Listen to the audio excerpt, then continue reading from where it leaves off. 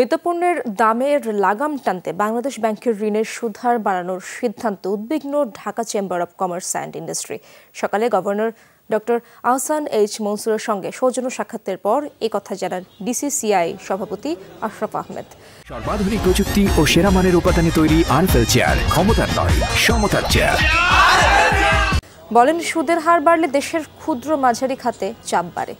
চলমান অস্থিরতা বিবেচনায় নিয়ে এসএমই খাতের জন্য কেন্দ্রীয় ব্যাংকের বিশেষ নজর দাবি করেন ব্যবসায়ী নেতারা। বলেন, ঋণের প্রবাহ বাড়াতে হবে। বৈঠক শেষে এক প্রশ্নের জবাবে ডিসিসিআই সভাপতি জানান, ব্যাংক লুটেরাদের ব্যবসায়ীরা সমর্থন করে না, এদের বিচারের আওতায় আনার প্রক্রিয়াকে সমর্থন করবে ঢাকা চেম্বার।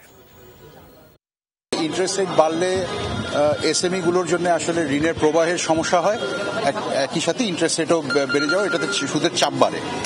তো এই পার্সপেক্টিভে আমরা যেটা বাংলাদেশ ব্যাংকে অনুরোধ করেছি যে যদি বাংলাদেশ ব্যাংকে যেমন এসএমই অর্থায়নের ক্ষেত্রে অনেকগুলো প্রজেক্ট আছে, যেমন ধরুন প্রি ফান্ডিং আছে, পোস্ট ফান্ডিং আছে, ক্রেডিট গ্যারান্টি স্কিম আছে, এই স্কিমগুলো যদি একটু বেগবান করা যায় তাহলে আসলে এটা এসএমইদের জন্য অর্থ সংস্থানের জন্য সুবিধা হবে।